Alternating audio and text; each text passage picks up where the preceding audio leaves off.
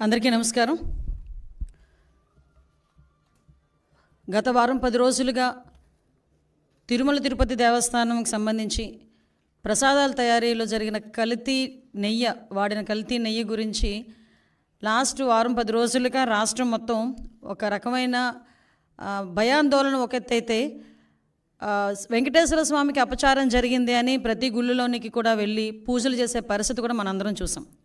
ఇవన్నీ ఒక పరంగా వెంకటేశ్వర స్వామి భక్తులుగా జరుగుతూ ఉంటే, ఒకవైపు నుంచి రాజకీయ దుర్బుద్ధితో దీన్ని కూడా రాజకీయం చేయాలి అని చెప్పి అతని హయాంలో జరిగిన తప్పుల్ని కప్పిపుచ్చుకోవడానికి చంద్రబాబు నాయుడు గారు గౌరవ ముఖ్యమంత్రి గారి మీద ఎదురుదాడి చేయడానికి సిద్ధపడి గౌరవ పులివెందుల ఎమ్మెల్యే గారు తీసుకుంటున్న నిర్ణయాలు చూస్తూ ఉంటే నిజంగా ఎప్పుడో అతన్ని పులకేసి అనేవారు, కానీ ఇప్పుడు నిజంగా పులకేసి ఏదో 2 or 4 పెట్టాలి మనం కూడా.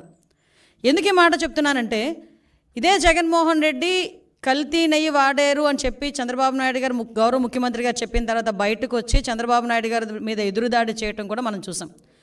తర్వాత వీళ్ళ తాలూకా వెనకత బ్యాచ్ ఉంటుంది కదా, ఒక భజన బృందం ఉంటుంది కదా, భజన బృందం బయటకు వచ్చి లేదు జగన్మోహన్ రెడ్డి గారు మెట్లు ఎక్కి వస్తారు తిరుమల తిరుపతి దర్శనానికి అని మాట్లాడారు. అది కట్ చేస్తే కాదు, నా కాలినడకని కాదు, దర్శనానికి వస్తారు అన్నారు. ఇదంతా జరుగుతుంది. ఓకే, దర్శనానికి వస్తే రప్పించుదాము, కూర్చోబెట్టి అన్ని గౌరవ మర్యాదలు ఇచ్చి డిక్లరేషన్ మీద సంతకం పెట్టించుకొని అతన్ని తీసుకెళ్ళి దర్శనానికి పంపిద్దామని చెప్పి ఆలయ అధికారుల దగ్గర నుంచి భద్రత దృష్ట్యా పోలీస్ డిపార్ట్మెంట్ వాళ్ళు అందరూ కూడా అతను రాటుకని ఆహ్వానించారు. ఆల్ ఆఫ్ సడన్ అతనికి ఇష్టం లేకనో లేకపోతే ఇంట్లోంచి బయటికి తల్లి చెల్లికి పట్టిన గతి పడతాదని భయం వేసో తెలియదు, కానీ ఆటోమేటిక్గా లాస్ట్ మినిట్లో అయితే నేను వెళ్ళట్లేదు అని చెప్తూ కుంటి సాకులు చెప్పే పరిస్థితి వచ్చింది. ఏంటా కుంటి సాకులు అంటే, డైరెక్ట్గా బయటకు వచ్చి మాకు నోటీసులు ఇచ్చారు అన్నారు. అరే, పోలీస్ యాక్ట్ సెక్షన్ 30 అన్నది ఈరోజు చంద్రబాబు నాయుడు గారు తీసుకొచ్చింది కాదు. నీకులాగా జీవో నెంబర్ 1 ఇచ్చి సభలు అది ఆపుదామని చెప్పి లోకేష్ గారు పాదయాత్ర చేసినప్పుడు వచ్చిన జీవోలు కాదు ఇవి. పోలీస్ యాక్ట్ సెక్షన్ 30 అన్నది ఎప్పుడైనా శాంతి భద్రతలకు విఘాతాలు కలుగుతాయి అనుకునేటప్పుడు డిపార్ట్మెంట్ వాళ్ళు రెగ్యులర్గా ఇచ్చే నోటీస్ అది. ఆ నోటీస్లో చాలా క్లియర్గా వైఎస్ జగన్మోహన్ రెడ్డి గారు ఆంధ్రప్రదేశ్ మాజీ ముఖ్యమంత్రి 27/9/24, 28/9/24 తేదీల్లో తిరుపతి తిరుమల పర్యటించనున్నారని ప్రభుత్వ అధికారిక సమాచారం ద్వారా తెలిసినది. ఈ పర్యటనలో శ్రీ వైఎస్ జగన్మోహన్ రెడ్డి గారు తిరుమలలో శ్రీ వెంకటేశ్వర స్వామి వారిని దర్శించుకోనున్నారు. ఈ పర్యటనకు స్వాగతం పలికేందుకు తిరుపతి జిల్లా మరియు పరిసర జిల్లాల నుంచి సుమారు 10,000 మంది వైఎస్ఆర్సీపీ నాయకులు కార్యకర్తలు తిరుపతికి రావాలని సోషల్ మీడియా ద్వారా విస్తృత ప్రచారం జరుగుతున్నది. అదేవిధంగా ఈ పర్యటన అడ్డుకుంటామని వివిధ రాజకీయ పార్టీలు, హిందూ ధార్మిక సంఘాలు, ప్రజా సంఘాలు కూడా సోషల్ మీడియా ద్వారా విస్తృత ప్రచారం జరుగుతున్నది.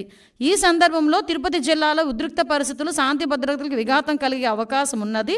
ఈ పరిస్థితుల వల్ల రాబోయే తిరుమల బ్రహ్మోత్సవాలు మరియు ప్రపంచవ్యాప్తంగా తిరుపతి తిరుమలకు వచ్చే యాత్రికులపై ప్రభావం చూపే అవకాశం ఉన్నది. అదేవిధంగా గౌరవ తిరుపతి జిల్లా సూపరింటెండెంట్ ఆఫ్ పోలీస్ వారు తిరుపతి జిల్లాలో సెక్షన్ 30 పోలీస్ యాక్ట్ను అమలు చేసి ఉన్నారు.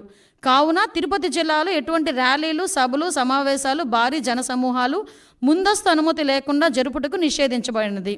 ఇట్టి నిబంధనలు ఎవరైనా అతిక్రమించిన ఎడల వారిపై చట్టపరమైన చర్యలు తీసుకొనబడును. కావున అన్ని వర్గాల వారు తిరుపతి జిల్లాలో శాంతి భద్రత పరిరక్షణకై పోలీసు వారికి సహకరించాల్సిందిగా కోరడమైనది. ఇది నోటీస్. దీన్ని నిన్న కావాలని 10 సార్లు చూపించి ఇందులో అతనికేదో నోటీసులు ఇచ్చామని చెప్పి మాట్లాడి ప్రజలకి ఒక రాంగ్ పర్సెప్షన్ క్రియేట్ చేయడానికని చాలా విశ్వ ప్రయత్నాలు చేశాడు జగన్మోహన్ రెడ్డి. నేనేమంటానంటే, జగన్మోహన్ రెడ్డికి సూటిగా అడుగుతున్నా, జగన్మోహన్ రెడ్డికే కాదు వాళ్ళ తాలూకా నాయకులందరికీ కూడా, ఒక్క బైండ్ ఓవర్ అయినా మేము చేసామా? ఒక్క నాయకుడినైనా హౌస్ అరెస్ట్ చేసామా? ఒక్క నాయకుడినైనా ప్రివెంటివ్ అరెస్ట్ చేసామా? ఒక్క నాయకుడి ఇంటి దగ్గర పోలీస్ పహారా ఏమైనా ఉందా? కనీసం ఎక్కడైనా మీకు ఆయన ఎయిర్పోర్ట్లో నుంచి దిగిన తర్వాత మళ్ళీ అక్కడికి వెళ్ళినంత వరకు కూడా అతనికి భద్రత నిమిత్తం ఉండే పోలీసులు తప్పించి పోలీసులు భారీగా మోహరించిన పరిస్థితులు ఏమైనా ఉన్నాయా? అంటే చాలా క్లియర్గా ఎందుకు మేము ఆ నోటీసులు కూడా ఇవ్వాల్సి వచ్చింది అంటే, కేవలం అక్కడ బ్రహ్మోత్సవాలు జరుగుతున్నాయి. ఈ కల్తీ నెయ్యి మీద సిట్ కూడా ఏర్పాటు చేయడం అయింది. ఒక పక్క నుంచి జగన్మోహన్ రెడ్డి మీద ఉన్న కోపంతో కొన్ని మంది ధార్మిక సంఘాలు కూడా కొన్ని సోషల్ మీడియాలో మొత్తం కొంతమంది మెసేజ్లు ఫార్వర్డ్ చేసుకున్నారు. At the same time YSRCP నాయకులు కూడా భారీగా జన సమీకరణ చేయడానికి వాళ్ళు సోషల్ మీడియాలో మెసేజ్లు ఫార్వర్డ్ చేసుకున్నారు.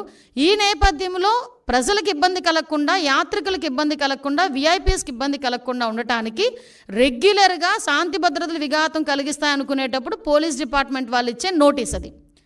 ఆ నోటీస్ కూడా జగన్మోహన్ రెడ్డికి ఇవ్వలేదే. జగన్మోహన్ రెడ్డిని రావద్దు అని ఎవరు చెప్పలేదే. మీరు రాకండి అని మేము ఎవరూ చెప్పలేదే. వస్తే మిమ్మల్ని అరెస్ట్ చేస్తామని చెప్పలేదే.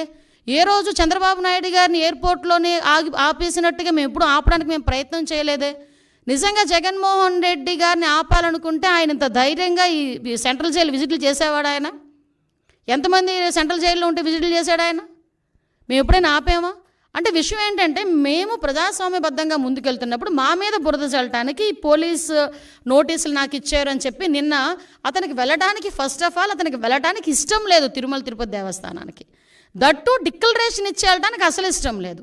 మళ్ళీ నేను నొక్కి పెడుతున్నా, డిక్లరేషన్ వన్స్ ఇచ్చి కనుక ఆయన టెంపుల్లోకి వెళ్తే వాళ్ళ ఇంట్లో తల్లికి చెల్లికి బట్టిన గతి అతనికి పడతాదేమో అన్న ఉద్దేశంతో అతను వెళ్ళడం మానేశాడు. ఆ మర్మం ఏంటో మీరే గ్రహించండి. అంటే విషయం ఏంటి ఇది అయింది. తర్వాత ఈరోజు ఒకవైపు నుంచి తిరుమల తిరుపతి దేవస్థానానికి బ్రహ్మోత్సవాల టైంలో రాజకీయ నాయకులే కాదు, సుప్రీంకోర్టు జడ్జెస్, వివిధ విఐపీలు, వివిఐపీలు అందరూ వస్తారు. ఆ భద్రత కూడా మాదే బాధ్యత. ఆ భద్రత నేపథ్యంలో మేమందరం కూడా ఎట్టి పరిస్థితుల్లోని విఘాతాలు, శాంతి భద్రతలు విఘాతం కలిగించకూడదని చెప్పి నోటీసులు ఇస్తే దాన్ని ఈ రకంగా మాట్లాడి టాపిక్ని డైవర్ట్ చేయడానికి నోటీసుల వైపు తీసుకొచ్చాడు. ఇతగాడు మళ్ళీ మేమేదో డైవర్షన్ పాలిటిక్స్ చేస్తున్నామని మాట్లాడతాడు.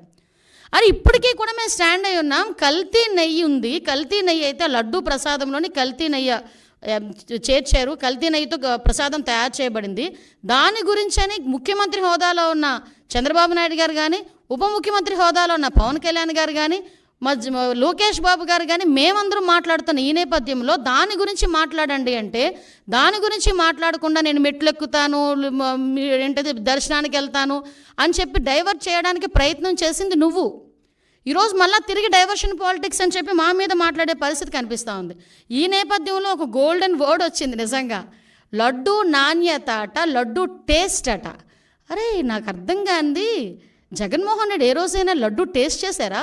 తిరుమల తిరుపతి దేవస్థానం ప్రసాదం లడ్డూని ఆశీర్వాదానికి అక్షతలు వేస్తేనే 10 సార్లు దూకున్నాడు. అక్షంతలన్నీ అయిపోయినంత వరకు ప్రతి టీవీ వాళ్ళు కూడా చూపించారు. అది ఎక్కడ? మండపంలోనే. ఎక్కడ ఆశీర్వాదం ఇచ్చిన ఆ మండపంలోనే. ఇంకా సాల్వ్ అయ్యక ముందే అక్షంతలు వేసిన దానికి, ఆ పంతులు అక్షంతలు వేసిన దానికి మనమైతే ఆ అక్షంతలు ఎప్పుడు ఉంటాయా? ఉంటే బాగున్ను, రోజంతా ఉంటే బాగున్ను, ఆశీర్వచనం అనుకొని మనం చక్కగా బయటకు వస్తాం. అక్కడే 10 సార్లు దువ్వాడు ఆ క్రాఫ్ట్ని. దువ్వేసి తీసేసినోడు ప్రసాదం గురించి మాట్లాడుతున్నాడు.